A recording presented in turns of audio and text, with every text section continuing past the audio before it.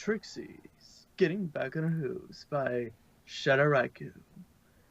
In Chapter 5, Part 2, Into the Forest. This seems familiar, said Sweetie Belle, looking around, ducking under a big, creepy tree limb looking like a claw. Ooh, spooky.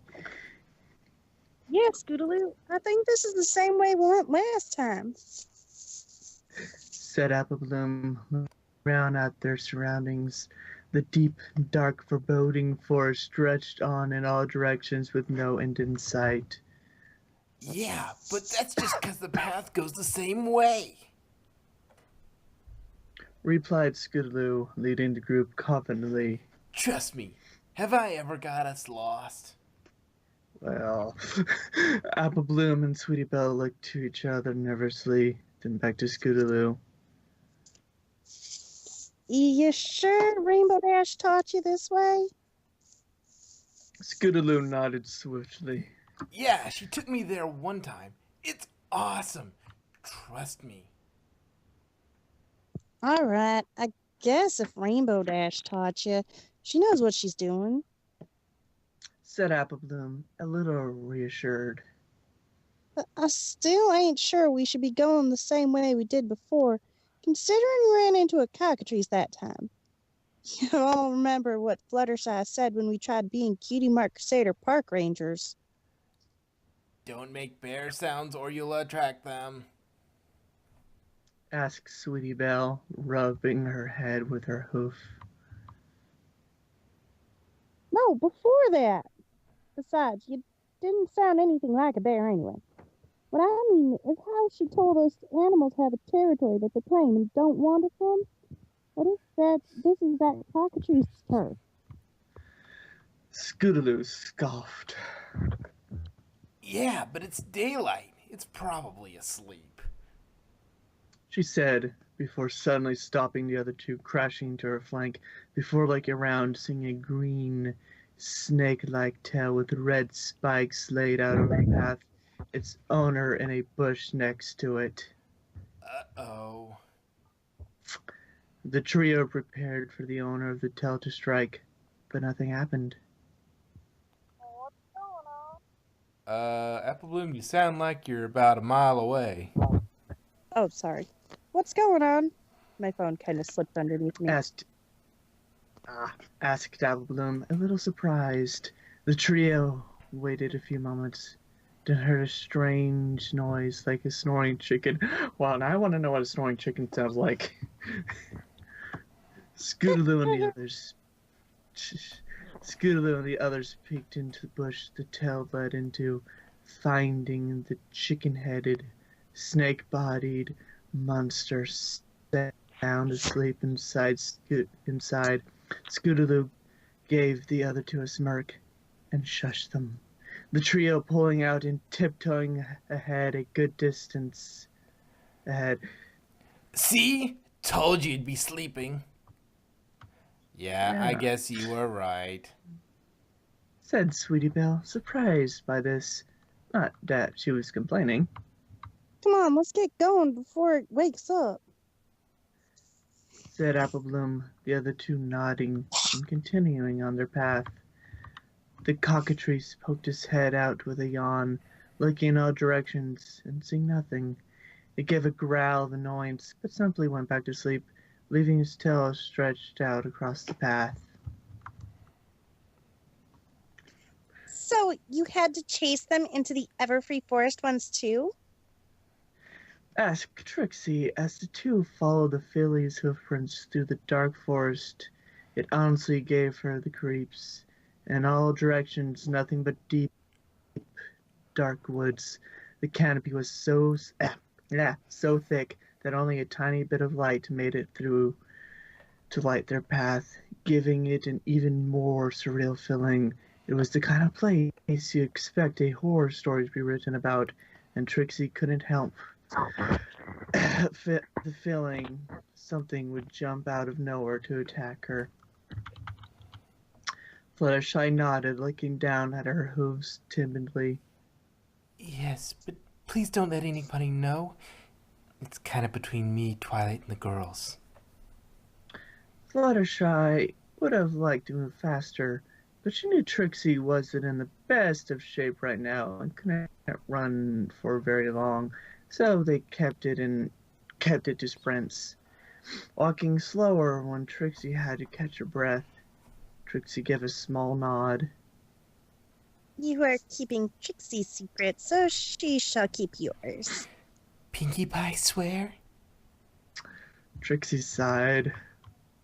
All right, cross Trixie's heart, hope to fly, stick a cupcake in her. Trixie screamed out in pain as she accidentally jabbed her hoof into her eye. Twilight always does that too. Trixie gave a sigh, but was relieved it wasn't just her. Anyway, what happened? They wandered off into Everfree after Elizabeth, one of my chickens, and got attacked by a cockatrice who turned Elizabeth to stone. I had to protect them. Explained Fluttershy, remembering it vividly. I ended up having to use the stare to scare it away. Hold on. That was when you saved Twilight, correct? Asked Trixie, getting a small nod. She told Trixie that much, and that you saved Phillies from it, but it didn't go into detail on the matter. Fluttershy nodded, but blushed at the mention. She'd save her friend. It was honestly one of the scariest things that has ever happened to me. She continued, giving a shudder. She then looked around the area. Come to think about it, it was actually right about here. Trixie blinked, looking around a tad fearfully. That feeling like she was in a horror story reared its ugly head again. Really? Fluttershy nodded, looking at the ground. We should be very careful. This is probably the cockatrice's territory, but it should be sleeping during the day. They're nocturnal. We just have to make sure we don't wake it up. Trixie nodded, keeping her eyes out in all directions as they continued. And hope those 3 loud fillies haven't already done that. Trixie suddenly tripped over something in the middle of the path. Ow! What was that? She exclaimed, quite loudly. Fluttershy's eyes went wide as she saw just what Trixie had tripped over. Trixie, run! She yelled, running over and helping Trixie to get to her feet, trying to pull her, all the while looking back in complete panic. Hurry, we have to get out of here. What? Asked Trixie, looking back to see the long-tailed cockatrice recede back into the bush. Trixie promptly screamed and ran with Fluttershy as the now furious cockatrice, having been trying to get back to sleep, took off after the 2 fleeing mares with a roar. You already beat it once. Why are we running? Asked Trixie, panting as she did so. She knew she should have trusted that. That's still you. Oh, sorry, there's quotation marks. I know. Okay, trust that you're in a horror movie story feeling. I'm sorry, I can't. Replied Fluttershy, fear-induced tears streamed down her cheeks. I can't control when that happens. Trixie just kept running, realizing that it probably was the best to do so if they could get away without fighting the dang thing. She then peeked back to see if it was still following them. Big mistake. Dun dun dun. The cockatrice narrowed its eyes as they met Trixie, and Trixie suddenly felt a cold feeling begin up her hind legs, falling flat on her face. Thankfully, breaking eye contact, Trixie groaned, looking back and giving a gasp of surprise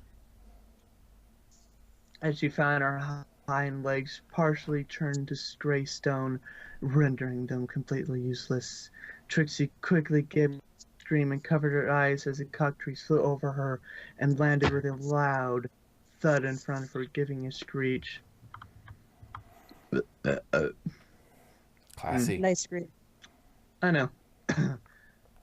Trixie trembled in fear, keeping her foreleg over her eyes so tight it hurt, feeling and smelling the cockatrice's hot breath on it as it kept its eyes focused where hers were. She was waiting for a chance to turn the rest of her to stone.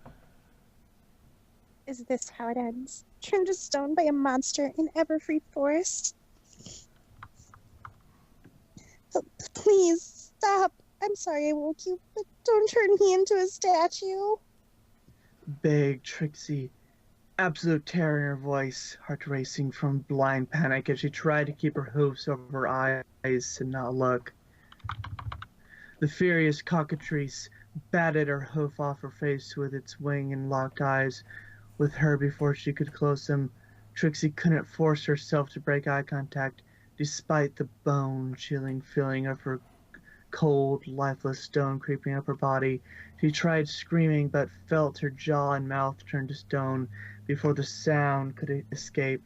She couldn't move or speak as she felt the stones slowly closing in around her eyes, terror utterly consuming her as she tried to think of any way to save herself.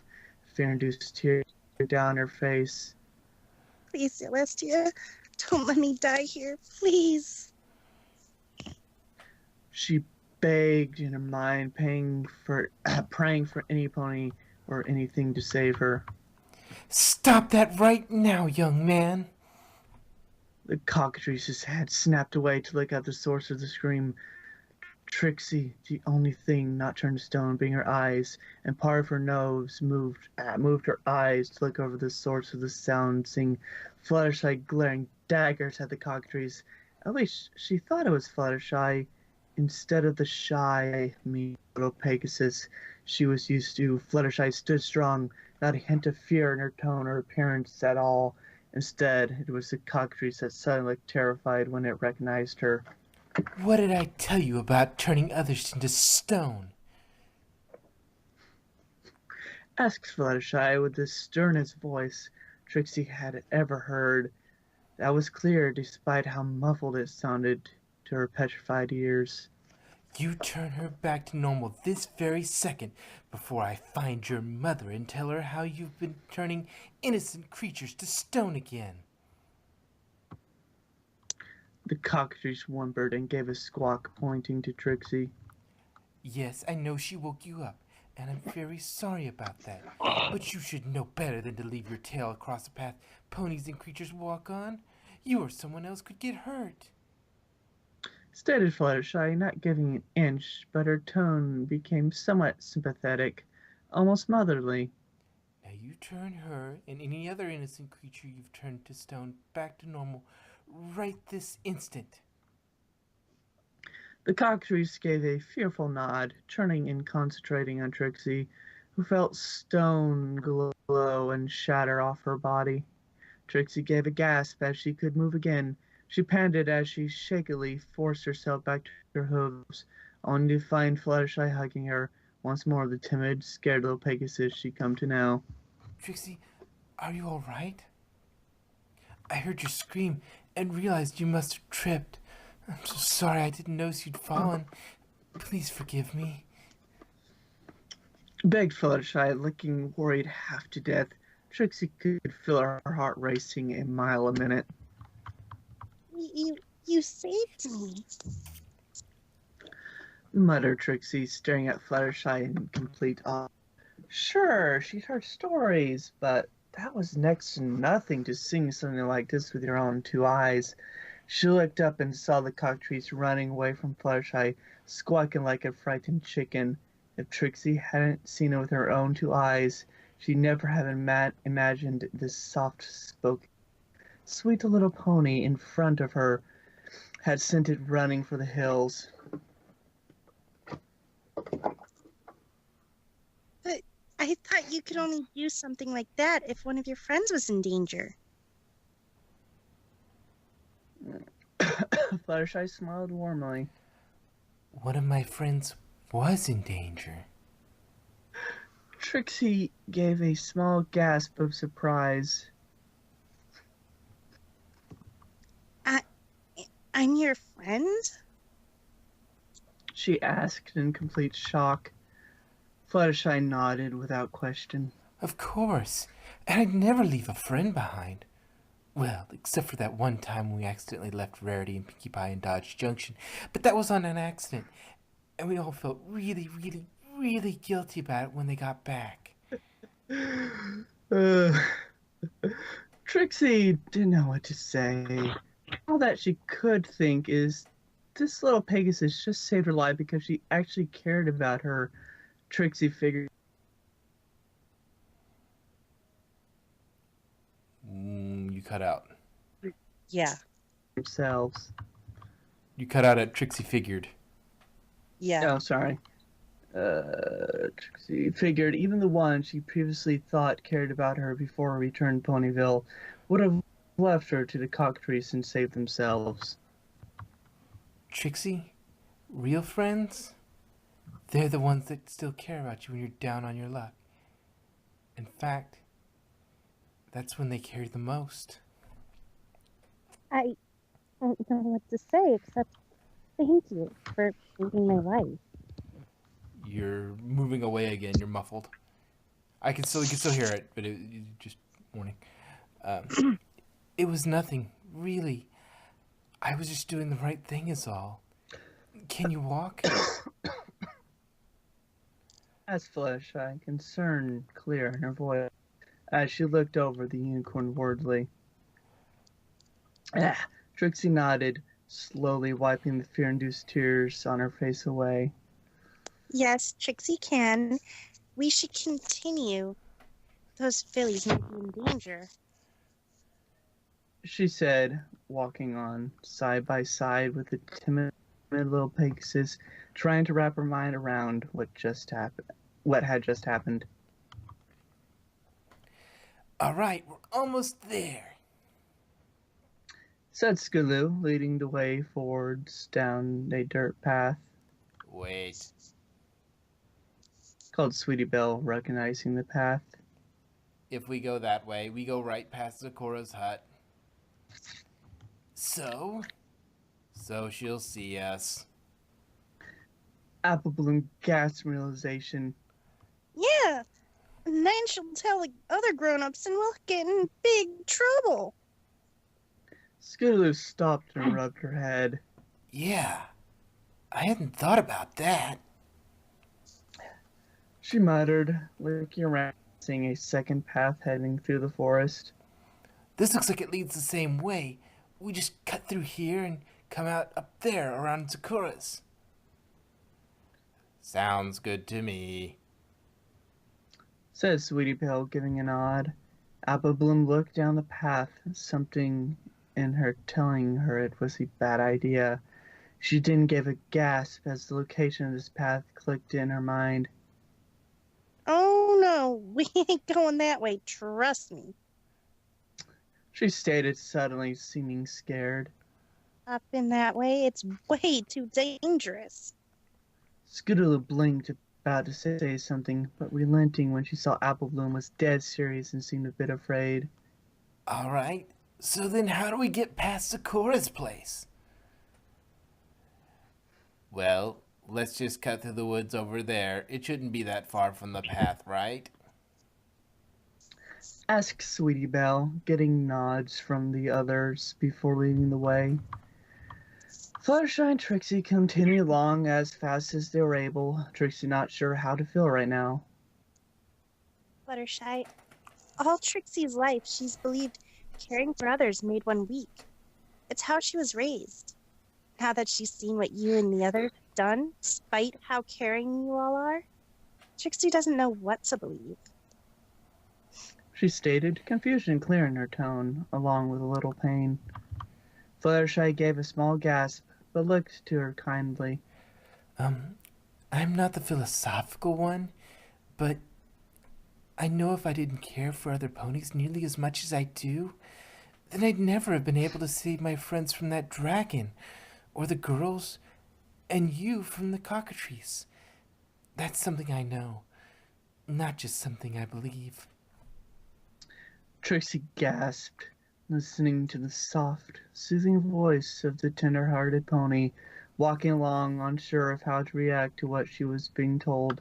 But the more she listened, the more she saw, the more she thought, the more Fluttershy seemed right, no matter how much Trixie's own mind tried to support the contrary.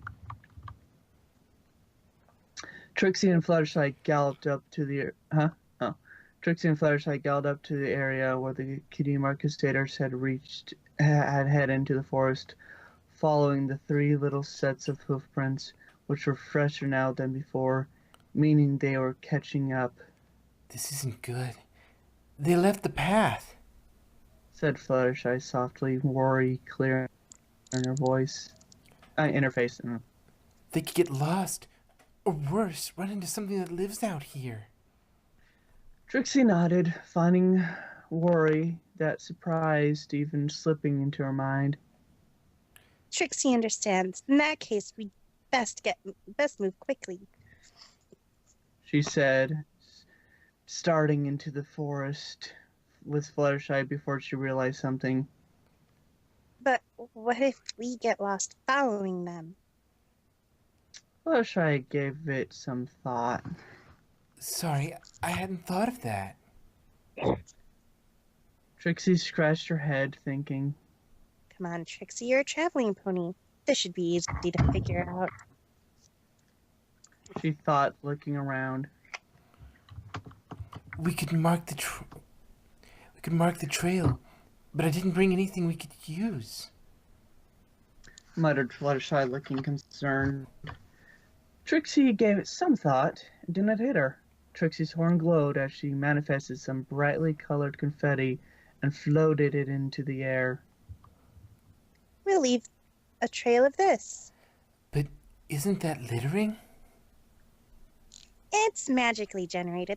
That means Trixie can decide how long the spell lasts. When the spell ends, the confetti vanishes. Exclaimed Trixie. Surely you've seen Twilight do something similar? Fluttershy nodded. The spell she used to make our coach and the horses to pull it for the gala only lasted till midnight, though the horses didn't work out so well. She used mice and they were, well... Trixie understands, said Trixie, shuddering at how that probably ended. Now let's hurry, shall we? She asked, sticking some on a tree branch so it wouldn't blow away. 10 hours should do, she said, the two galloping along, Trixie telekinetically placing the confetti in trees where it was plainly visible to them as they ran. Scootaloo, we're lost, said What? Sweetie Belle. What makes you say that? Well, for starters, we're in a cave, said Sweetie Belle, the trio standing in the middle of a dark cave. How do we even get in here? Asked Apple Bloom, looking rather perplexed. Well, we wouldn't have gotten lost if you hadn't brought up Zakura's, retorted Scootaloo, glaring at her, and vice versa. Well, we wouldn't be in this mess in the first place if you hadn't decided to lead us into the ever-free forest, yelled back Sweetie Belle. Girls, let's settle down. I'm gonna take a quick guess and say Ursa Major or something, said Apple Bloom, trying to separate the two. Oh, and you're innocent? If you hadn't decided to lead us off course, yelled Scootaloo, snarling at Apple Bloom. If I hadn't, we'd be in big trouble. Apple Bloom yelled back. Besides, we wouldn't even be here at all if it weren't for your dumb camping spot. yeah. Shouted Sweetie Belle before her ears twitched. Hey, wait. She said before Scootaloo could retort, hearing something that sounded like breathing. Do you guys hear something? The other two stopped and looked around them, hearing it as well. Yeah, it's kind of creepy. Said Scootaloo, a chill going down her spine. Applebloom nodded, looking around fearfully. It sounds like breathing. She said, getting frightened. She didn't felt something wet land on her head. Gales, I think something just landed on my head. The trio gulped and then looked up at the ceiling into the blank eyes of a large bat-like creature, which lit up white as it spread its massive wings spread with a loud screech. Trixie galloped along with Fluttershy, adrenaline pumping. Part of her was downright furious at those three for dragging her through all this. Not only were they in the heart of the forest of death, she'd nearly been turned into stone. It was just too much to put some pony through. Help. Somebody. No pony. Any pony. Screamed three young voices, one that sounded like a robot, screeches cutting through the air. And somehow, she forgot all of that hearing them scream. Something that made her blood run cold. Without hesitation, she sped up. The girls ran out of the cave, the creature flying low after them. It was a massive vampire bat-like beast with pale gray fur, but giving off a white light all around it. His eyes were blank gray. It had a mouth full of razor-sharp teeth. What is that? Yelled Sweetie Belle, screaming as they jumped out of the way of a dive from creature. I don't know. Let's just get away from the darn thing before it eats us. Yelled Applebloom, ducking as the creature dove overhead, barely missing her with its talons as it flew back over the vicious screech. That was too close.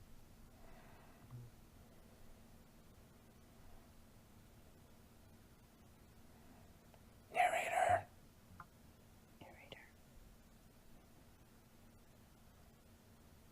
Did we lose Maidrock? Sounds like it. Mm-hmm.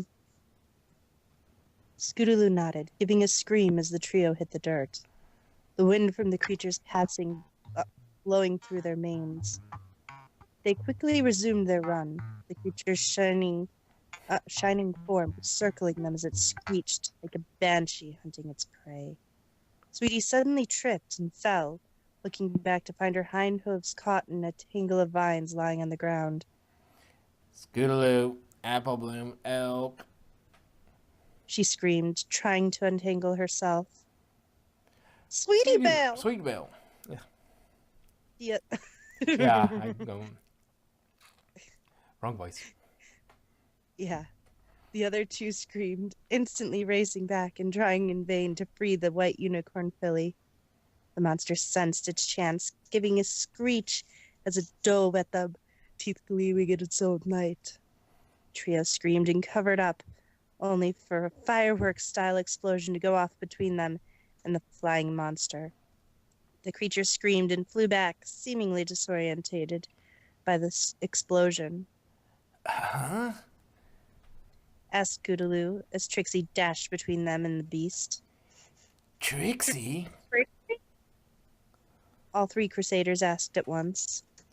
Fluttershy ran up, to her surprise, having been left in the dust by Trixie. Are you girls all right? She asked, worry clear in her voice. Fluttershy? Asked Applebloom. What are you doing here? Trixie came to make sure you were safe. She picked me up on the way. The Pegasus exclaimed, trying to free Sweetie's hooves. Scootaloo looked up at Trixie, who was standing between them and the monster, not taking her eyes off of it. She didn't look scared at all. You came to save us?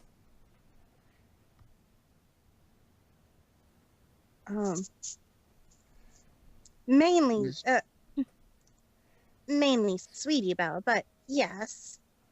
Said Trixie, horn lighting up. Sweetie Belle had stood up for her and seemed to like her.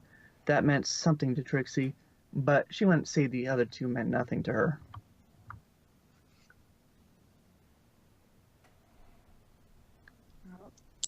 Besides, if anything happened to you, your family would never forgive Trixie. And Trixie probably would never forgive herself. She muttered, a blue smoke beginning to form around them. Now, quiet. She whispered, the smoke hiding them from sight. Fluttershy gasped. But Trixie, that won't... As Fluttershy said that, the monster dove through the smoke and Trixie narrowly evaded its gaping maw. Being knocked to the ground by its wing.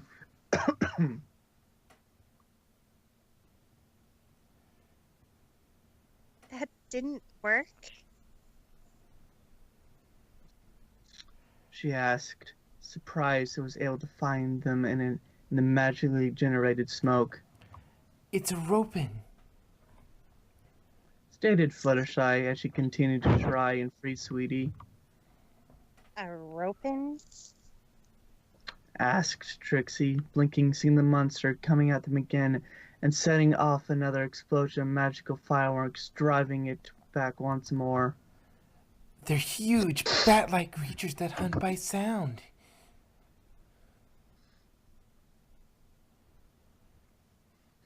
Replied Fluttershy, urgency clear in her voice. It's blind, but can see with echolocation. The light is just to lure prey closer in the dark, like an anglerfish. Trixie gave a nod, seeing it come at them again, and jumped back to avoid a bite, giving her enough time to set off another fireworks And we lost Maydrak again. Yep.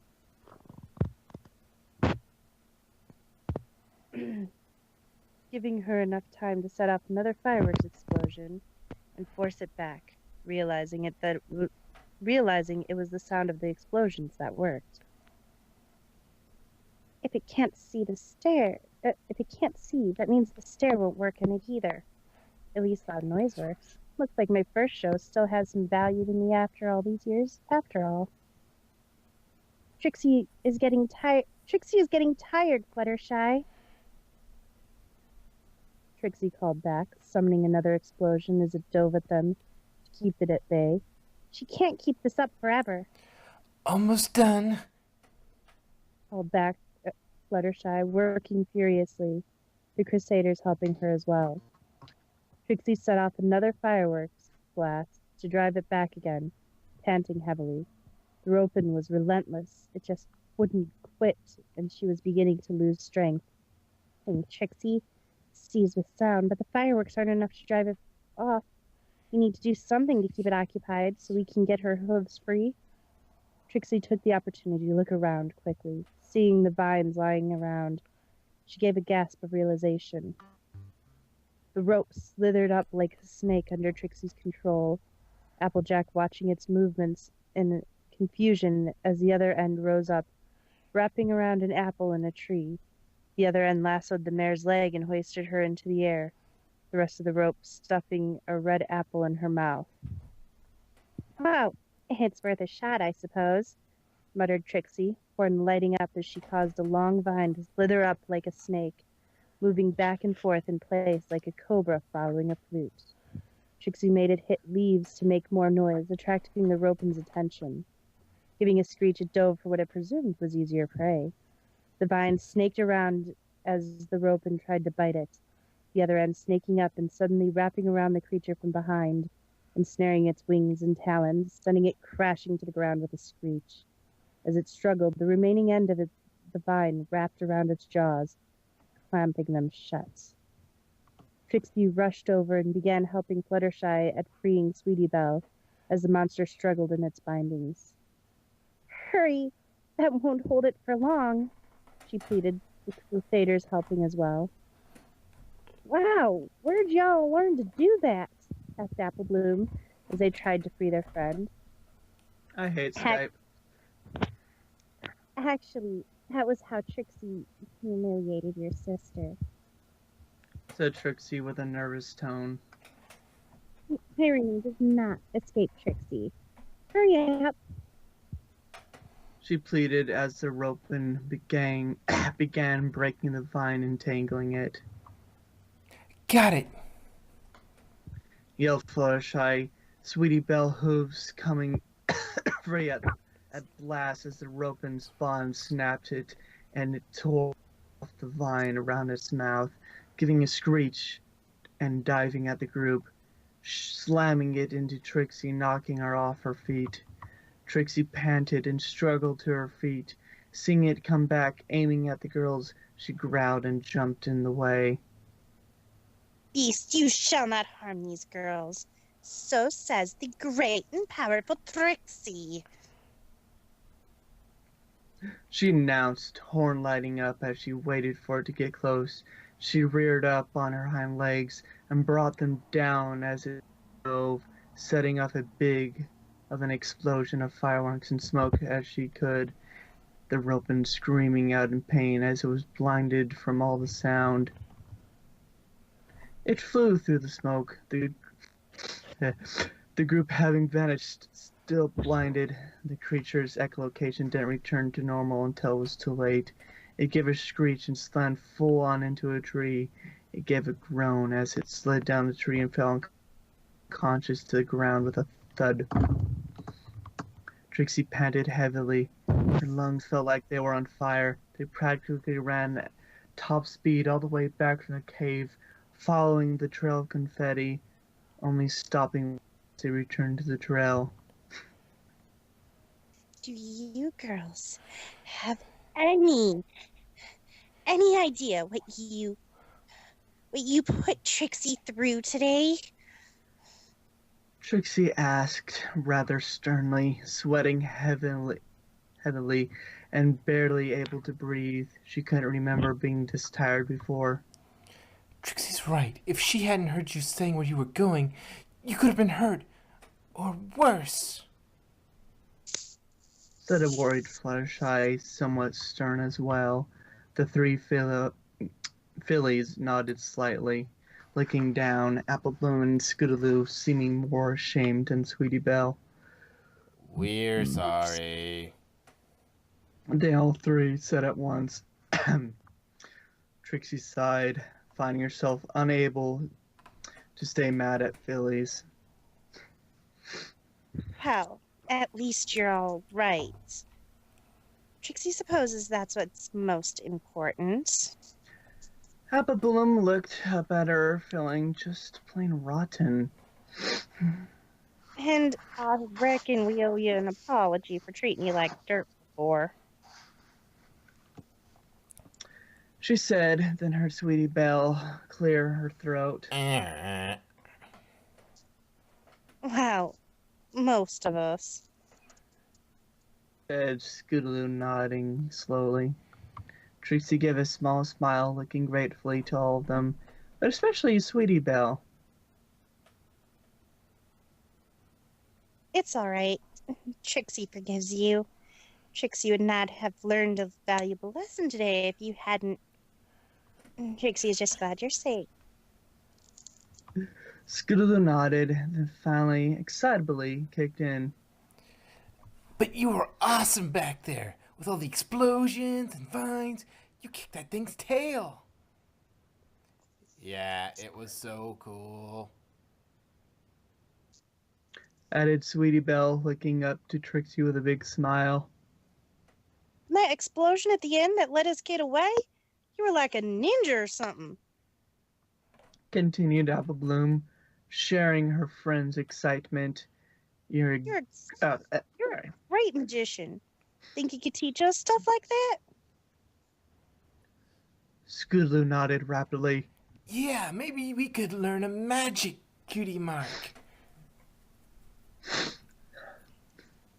Trixie found herself blushing slightly at the genuine praise. Well, only if one of you is a unicorn. But Trixie does know some stage trick any pony can do. She stated, Before adrenaline rush finally ended and their wards just caught up with her, as well as her fatigue, she gasped in surprise. I I saved them from the roping. She said, realizing just what she'd done. I just went into a forest of death, nearly got turned to stone by a cockatrice, and fought and defeated a roping, all to save 3 fillies I only met today. She stated, eyes wide as a titter, especially the fact she hadn't felt afraid of the roping at all while fighting it to protect them. Yeah, and it was awesome. As exclaimed the Cutie Crusaders together. Trixie needs to lie down now, Said Trixie as her eyes rolled back and she fainted in an overly dramatic fashion, taking lessons from Rarity. Hey, she faints just like Rarity. Oh, hey! Announced Sweetie Belle rather cheerfully as he gathered around the mare to help her recover. I keep telling... Oh, that is Applejack, sorry. Yeah. I keep telling you, Rarity, I ain't got no accent. Yelled Applejack as the two walked back towards Rarity's boutique. Rarity sighed. Applejack, everyone has an accent, even me. I'm just saying we might want to make you sound a tad more refined to fit in at the fair's hall. I'm not insulting you, I'm just saying it'd help make you look more professional. Applejack sighed. Fine, but I don't need no lessons. She said, thinking hard and trying to remember her time in Manhattan. I picked this up in Manhattan. Is it good enough for the fair? She asked in a near-perfect Manhattan accent. Rarity's jaw dropped. You can talk like that? She asked, dumbfounded look on her face. Yes. Yeah, when I was staying with Aunt and Uncle Orange in Manhattan as a filly, they arranged for me to learn how to speak like a proper Manhattan pony. At least as far as they saw it. Oh. Continued Applejack. Oh. I should have kept it in Still Manhattan keeping accent. up. That's fine. Still keeping up with the Manhattan accent. She shook her head. But dang, I don't like doing it. It don't even sound a thing like me. Rarity smiled, though still clearly shaken by it. I agree, Applejack, but it'll probably help at the fair. She said, then blinked, hearing the sounds of 3 cheering fillies. That's very good, girls. Trixie approves, said Trixie's voice. What's going on? Asked Rarity, leading the way over to where Trixie and Fluttershy watched the Cutie Crusaders, each standing by a top hat, dressed like magicians. Rarity looked at Trixie. Oh, hello, Rarity. Applejack. Trixie is just teaching the girls a little stage magic. We spent some time together today, and they decided they wanted to be Cutie Crusader magicians. Replied Trixie, keeping her mouth shut, open, and ever free. Not only did she not want her new fans to get in trouble, but figured there was absolutely no way Rarity and Applejack would believe her. She hardly believed her. Trixie looked back to the girls. All right, girls. Show them what Trixie taught you. All right, here we go. Watch this, sis. Said Applebloom, reaching into her top hat and pulling out an apple in her mouth. Applejack smiled and applauded her baby sister. Yeah! I'm next. I'm next. Watch, Rarity. Yelled Sweetie Belle, reaching into hers and pulling out a rabbit. Angel, to be exact. The bunny gave Fluttershy a rather annoyed look with his front legs crossed as Rarity clapped. Sorry, Angel. Said Fluttershy in a sheepish tone. But it makes the girls happy. Angel sighed and looked at Sweetie Belle's smiling face. He sighed and gave a small smile. All right, my turn. I wish Rainbow Dash could see this. Called Scootaloo, reaching into her hat and pulling. She had trouble. Whatever it was wouldn't budge. Oh, come on. Trixie felt that since you were in their camping trip, she should do something to make up for it. Said Trixie, giving Rarity and Applejack a smile.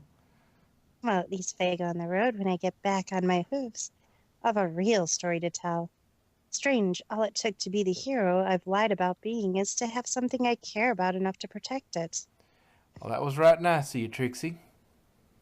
Said Applejack, looking up as the other two Crusaders helped Scootaloo pull. I wonder what's in that hat. Ta-da!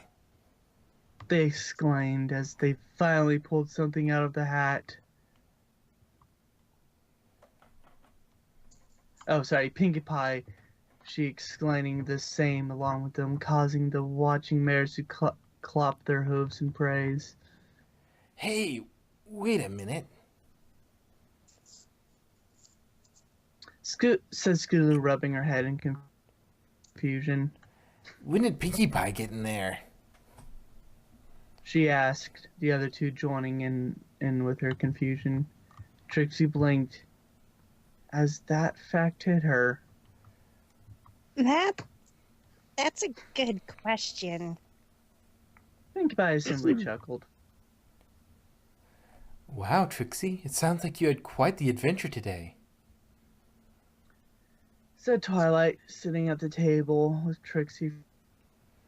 Trixie nodded. Yes, Twilight, quite. She then gave a sigh. It's a shame no pony will ever believe Trixie. Trixie hardly believes it. Trixie smiled. Twilight smiled, putting a hoof on Trixie's shoulder. I do. She said, getting Trixie to give a small smile. Trixie gave it something a thought, thinking about the day, how she managed to do something she was very certain she never had if she not cared for the well-being of the Cutie Crusaders. How strong that had made her, how brave it had made her, and the fact that doing it made her actually feel truly happy for the first time in months. I think Grandmother was strong after all. I was just too much of a fool to see it. Twilight, you said any of your friends who learned a friendship lesson may send a letter to Princess Celestia about it? Yeah. Twilight nodded quickly. Yes, that was what the princess said.